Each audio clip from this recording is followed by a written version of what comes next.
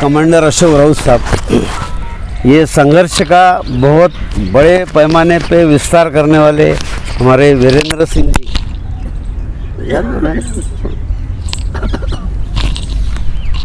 ये दिल्ली के राष्ट्रीय सचिव बहुगुणा जी, राणा जी, अपने राजू जी और आप सभी भाइयों, आपको सबको प्रथमतः मैं वंदन करता हूँ, नमन करता हूँ। संघर्ष का परिणाम सब चाहते हैं, कभी भी संघर्ष का परिणाम सब चाहते हैं। आधे तो घर से बैठे बैठे ही चाहते हैं संघर्ष का परिणाम कुछ निकल जाए और हम लोग उसके हिस्सेदार बन जाए। संघर्ष का प्रयास जो है वो करने वाले बहुत कम लोग होते हैं। मैं इसलिए आपके प्रति कृतज्ञ हूँ, अपने कृतज्ञ है या आपका कृतज्ञता इसलिए व्यक्त करता हूँ कि आप लोग प्रयास करने वालों में से हैं। जो लोग इतने शॉर्ट पीरियड में सवेरे नोटिस निकाल दिए और मीटिंग को हाजिर हो गए, तो मैं ये समझता हूँ कि यही जो है, यही सब जो जड़ का काम करते हैं यही लोग हैं। और इन्हीं लोगों की वजह से पूरे देश में आज तक के जितने आंदोलन हो गए, तो उन सब का वो क्या बोलते हैं उसको बैकबोन वही लोग हैं। माननीय कमांडर अशोक राउत साहब को मैं 6-7 साल से जानता हूँ कि लगभग उनके साथ में साल में से आधे 6 महीने तो मेरे उनके साथ में रहते हैं और उनके तो पूरा साल इसमें चले जाता है। 2-4 दिन घर को रहते हैं, फिर कोई आंदोलन, फिर कोई सभा, ऐसे रहते हैं। आंदोलन, एक भी आंदोलन ऐसा छोटा नहीं जो साहब ने किया नहीं। इसके पीछे एक ही वजह है कि आप लोगों को, यानी मैं भी शामिल हूँ उसमें, जो पेंशन मिलता है इतना कम मिलता है। मैं इंडिविजुअल बात छोड़ दीजिए, मगर कई लोगों को 2 समय का खाना भी नहीं खा सकते, दवा तो दूर ही रह गई, और कई लोग इस उपरांत मर जाते हैं।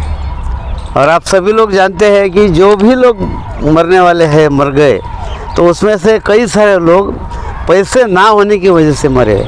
और लोग ये इंडस्ट्रियल सेक्टर में काम करने वाले इतने अच्छे होते हैं, कभी भी किसको पूछो राणा जी कैसी क्या बात है, कैसे हो, तो सब बोलते बहुत अच्छे हैं, इतने बड़े दिल वाले होते हैं।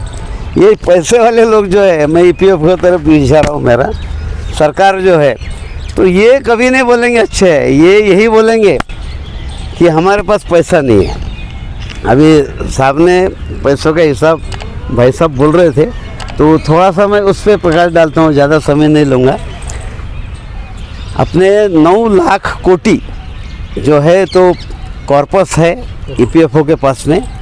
अपना जो कंट्रीब्यूशन आता है, जो सब्सक्राइबर है, वो करीब 1 लाख कोटी कंट्रीब्यूशन, हाँ 1 लाख करोड़ कंट्रीब्यूशन आता है। और उतना ही जो रिटर्न्स आता है, उतना ही रिटर्न बोलते बैच बोले तो उतना ही आता है। और हमें जो पैसा लगना है, हमारी डिमांड अगर फुलफिल हो गई तो वो सिर्फ बैच में हो सकती है। तो ये इसका हिसाब है, तो हिसाब रफली दिया मैंने। तो ये सब वहाँ ईपीएफओ के पास में या अपने फाइनेंस मिनिस्ट्री में साहब ने पूरा हिसाब दिया हुआ है, और आज तक के हिसाब भी दिया है, प्रपोजल भी दिया है, और आंदोलन भी बहुत सारे किए हुए। और मैं तो समझता हूँ कि जो बीज बोया है तो उसमें ज़रूर पौधा निकलेगा और उसको फल भी ज़रूर लगेंगे। ऐसा कभी होता नहीं कि बीज बो दिया और सबका सब बीज चलेगा, नहीं, उसमें से कुछ ना कुछ होता ही है। और हमारा प्रयास सबका इतना बड़ा है और उसके पीछे अपार शक्ति जो साहब ने हमें दी है, ये काफ़ी बड़ी है। तो अभी एक लास्ट बताया है, अगर ये नहीं हो गया, थिंक फॉर वर्स्ट, होगा तो बिल्कुल, मगर अगर नहीं हो गया तो अगला जो भी चरण रहेगा आंदोलन का, आप सभी लोग आएंगे, करेंगे, और वो भी बहुत बड़े संख्या के साथ में। उनके दिमाग में कई प्लान रहते हैं और वो सबको वो प्लान खोल के बताते, सबकी राय लेते और उसके बाद में डिसीजन लेते। तो ऐसा अगर ये हो गया, ऐसा तो बारी नहीं आएंगे हमारे हिसाब से या आपके भी हिसाब से, मगर बोल नहीं सकते।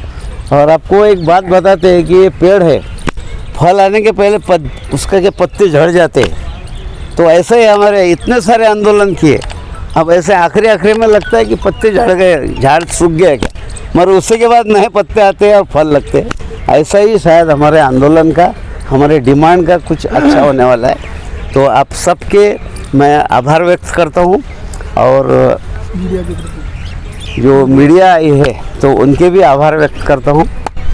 चलो धन्यवाद।